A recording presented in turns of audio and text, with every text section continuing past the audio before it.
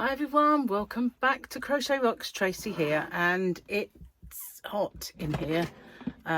Just bear with me one moment. I've got to plug the fan in, switch it on and press the button.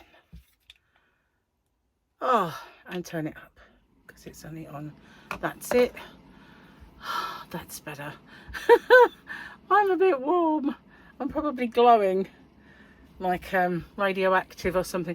I've been busy. I've been unboxing yarn. I had an order come and just made the video, so I went out, I took it out the yarn van on my own, like to roll it. It's easier to roll, but it's hard to go up the steps, but once I'm up there and then I get it in, it's okay. So then I had to unpack it, make sure it was all there, and then take some samples to bring in and do the video. I've been crocheting while I was waiting for the yarn to arrive. I thought I'd start a new Boggy Creek blanket. So I've been crocheting like crazy. And the reason is I want to see if I can crochet the squares together. I showed you one of the squares that's in here. There is another one. This is the one that's a reject one, because it's too big.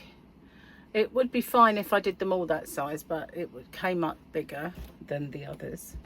So I made some more. So this one, I started putting the edge on, and then I thought, no, I need to wait because I might not have enough of this white.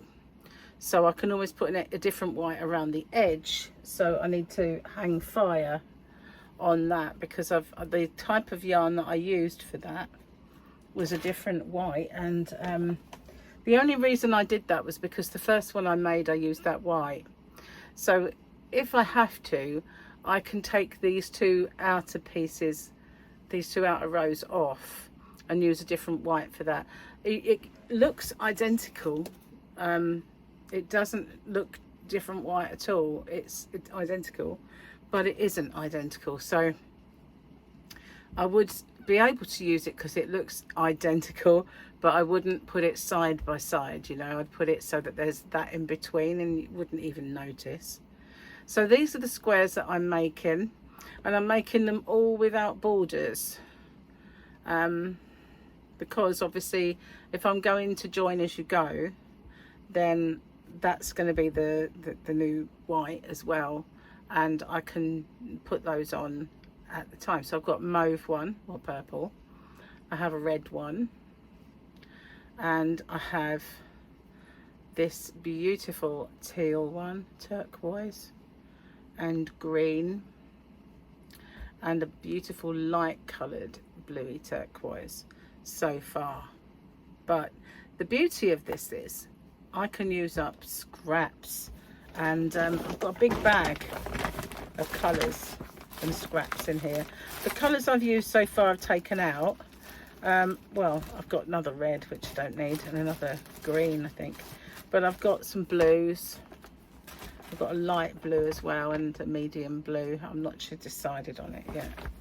I've got a very bright orange that's tickling me. That's another one of those. For some reason I've got two, and this one, this is kind of, I know they've got yellow centres, but it's a different colour. So I might be able to do the gold because it is a different colour. That's the saffron in the Special DK by Stylecraft, that one. Then I've got a fuchsia pink there, and I've got this really vivid green, and the dark green is already there. Then what's this one? Well, there's another ball of that.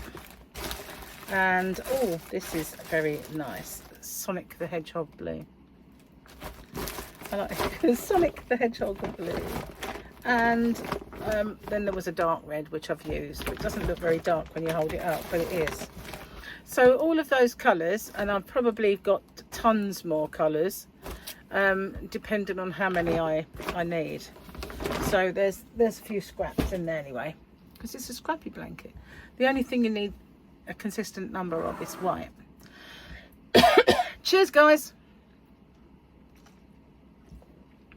So I had a couple of hours spare, And I thought I'd just do a couple of squares while I was waiting for the... I couldn't go out the yarn van because, you know, I just can't guarantee that they won't ring the bell and I won't hear them, and then they'll take my stuff away. So I thought, no, while I was waiting for them, I would just make some squares, and then as soon as they've been, I can take the yarn down there, pack orders, and do the stuff down that I've got to do down there. I should have stayed out there longer and did some more sorting out, but I haven't. So, oh look, okay, so I would say Friday is a double Grogu, but it is a double Grogu, but the other one's so kind of small you can't really see him, but he is there. He's with R2. Well, hey, that's a good one. Not only have we got a little double Grogu, you can see he's putting a little square around. That's funny, isn't it? I don't know if you can see that, but my my camera puts a square around images, but it probably doesn't show. But there is a double Grogu and an R2D2. R2, R0, R2. And people are saying that they're not enamoured with the mum jokes, but we've got a long way to go, guys. I might have to write some jokes down to do at the same time. I think I've done that one. Okay. Glasses back on. I've had these on too much today and I've got a bit of a headache. I think it's these that are causing it, you know. All the buckles and straps on this car seat are good practice for the ones on the straight jacket it's going to put me in. Yep, definitely anti-mum jokes, aren't they? Grumpy mum. I think these are definitely grumpy mum jokes. I'll put those down there. Oh my goodness, I wish this headache would go. I was, you know, I was kind of tired last night and I couldn't stay up any longer than I did, so I wanted to maybe go in one's live, but it was on something like 1 something in the morning. I couldn't do it. I just couldn't stay up, so I went to bed, and I woke up at 5. Oh God, why? I mean, what's that all about? I don't understand. I don't like that time, you know.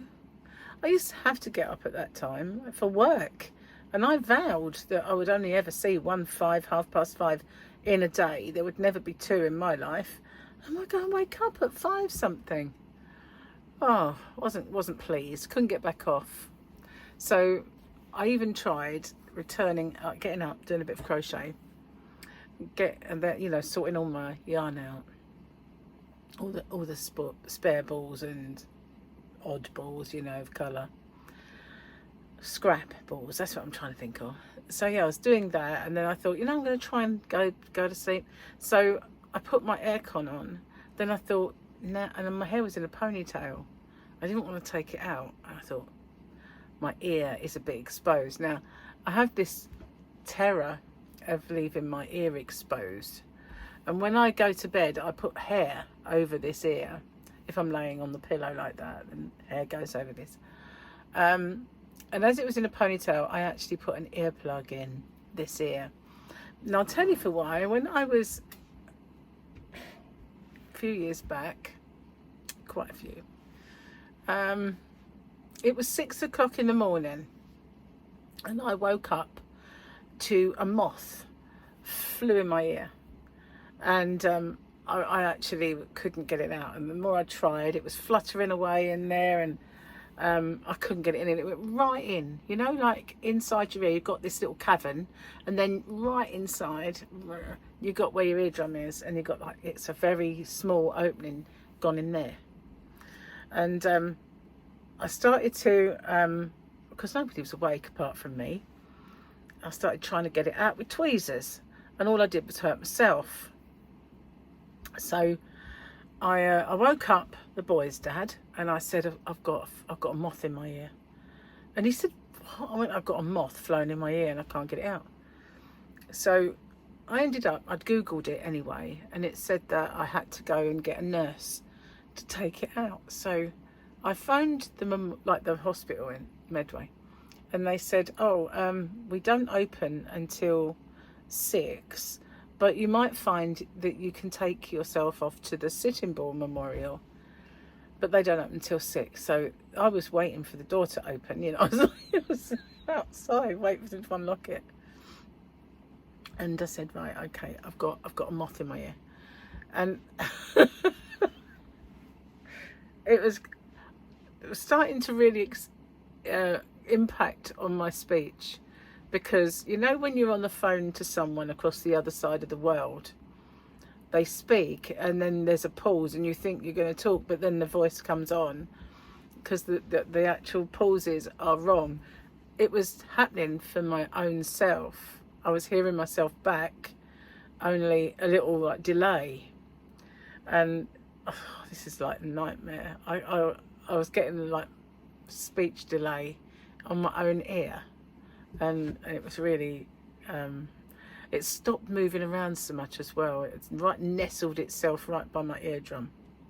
So anyway, this nurse, nice man, he's got my ear and he's opened it up and he's got his torch thing, and he's, oh, I can see there's definitely something alive in there, but I'm going to try and get it out. So he got his tweezers and he couldn't hold his light, but he tried to get it, and all of a sudden it went ballistic, and it frightened me, and I kind of like went, oh, like that, and he dropped his tweezers, and so he said, oh, I think I might have to get you to go away, put loads of olive oil in your ear and drown it, because, you know, even if they can sort of tolerate water, they can't tolerate oil. And I went, I just want it out. Look, I know what to expect now. I won't jump again. If you could try one more time, I'd appreciate it.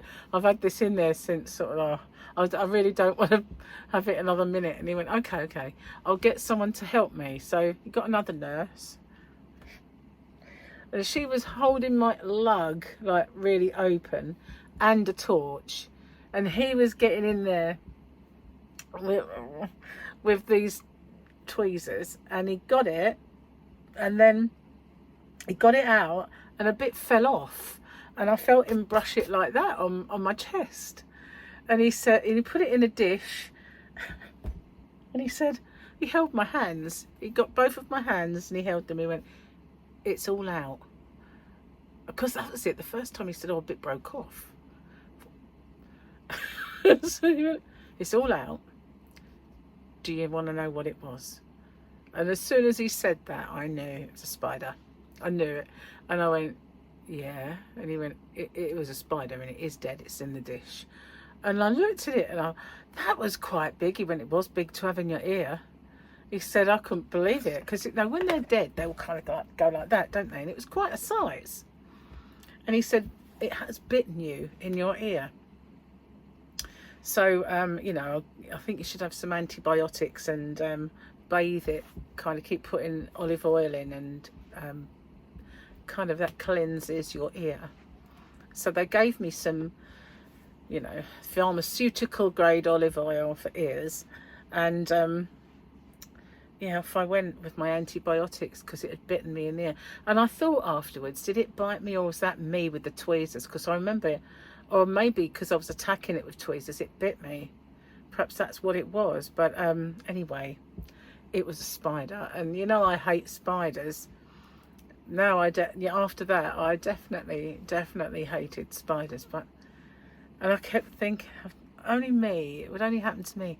And then a few years later, on Facebook, my niece had the same thing happen to her, identical. And for the longest time afterwards, I wore earplugs. They hurt me. I don't like to wear them all the time, but I was paranoid about having my ears exposed in case they crawl up your bedclothes and then just off they go in. Because you know, like those ones that live in the wall and they find a little hole. Well, I don't want them living in my ears, little hole either. So yeah, I've got to turn that off, and I'm getting cold. It's weird today. It's hot, it's cold, it's hot, it's cold, it's ridiculous. So anyway, yeah, that was a spider took up residence inside my head. Yeah, and me, who hates spiders and is terrified of them. So yeah, I've told this story before, but you know, there's some of you are new and you won't have heard it, but wow. Yeah, so that's why I was paranoid about having my hair pulled back into a ponytail and having my ear exposed. So I actually put an earplug in just in case I had a recurrence. I mean, I managed to exist, how old am I? 21 years without getting a spider in my ear. So, you know, I've perhaps had my quota. But I'm just leaving nothing to chance. Can you imagine it? A spider. I had the willies for quite a while afterwards, and the willies are, that's the willies, you know. I did have I had the willies for a while. Every time I thought of it, it was like, shuddered. Even now, it's a horrible, horrible thought, even though it's a distant memory. But I had 2 people in the same family. We must have very attractive ears to spiders, that's all I can say. Something about us Rymal's ears. Cheers. Anyway, enough of that. So yeah, I've been busy with the crochet. I'm making up for lost time. My thumb is still a little bit dry. I keep putting the stuff on it. And yesterday, because I had this little cut on the crease, I did have a plaster, but I've got a feeling that plaster has dried out my thumb a little bit. So I just keep using all the creams and stuff, and hopefully it will go, you know, hopefully. Oh, so Gary's son Jamie comes down today, but he comes down this evening because I think he left about, I want to say 1 or 1 something, and it can take sort of 5 hours or so to get here from Cornwall. So he'll be here early evening, and he'll be here until Monday. So Saturday's going to be a very busy day for me because I shall be barbecuing, and for quite a few people. But all I've got to do is stand there and cook, basically. So how hard can it be? I've got to figure out how to light the new barbecue though. Yeah. Oh, and hopefully there's enough gas. That would be a bit much, wouldn't it, if suddenly it ran out? It would. It would definitely be a nightmare. So I'm going to put some moisturiser on because I don't have all my... Well, I did. I have already used my other cream. So I'm going to put this on while I think of it. Well, I just done my yarny video.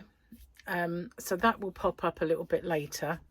And yeah, it's beautiful yarn. It is. I never grow tired of gazing upon it. So that will be up about 3 o'clock this afternoon. So once I've got all these, well, enough of the squares, then I'll start doing the join as you go. And if it doesn't work out, if I don't like the look of it, then I will abandon that idea and do a different join. I wanted to get a multicoloured yarn and do a bit of a zigzag join or something. Kind of like in 2 minds about how to join them. It would sound good. It'd look nice, but it might be a nightmare. So I don't really have a lot of time to think about it at the moment. So yeah, I've been packing away out in the yarn van, and I did have like freed up 1 box, and yeah, kind of put a charity bag together. But I do need to, the thing is, I've got too much stuff and I need a space to put that stuff while I sort it out. But there is nowhere I can put it that's not in the way at the moment. It's like one of those, you know, those tile games that you've got like a square and you've got 1 or 2 empty spaces and you have to keep moving them all over the place to find the picture. That's what the yarn van's like. Move stuff over there so you can move this stuff out, and then you can move that over there, and then you can put that back, that kind of thing. And I want to move a lot of that stuff out because I want to get to the hobby boxes so I can get rid of those because they take up a bit of room, and where they're stacked I can put those boxes until I've sorted them all out. So yeah, there is a method in my meanderings of the mind, really. So this tutorial, I don't know if I mentioned it on this or my previous video, this tutorial is now up. I was going to wait until I finished it, but people kept asking for it, and so I've done it. I've done the tutorial for this. It came up Thursday, so I think today for you is Friday, isn't it? So yeah, I've already done this one. Obviously it's going to have a border. I'm just going to put a plain border on it. So yeah, that's all done. Right-handed and left-handed. So yeah, if you haven't found it, I'll try and remember to put a link at the end so that you can find it. Anyway, I'm going to get off and upload this and my yarny video that I've just done, and I will see you guys on the next one. Take care. Bye for now.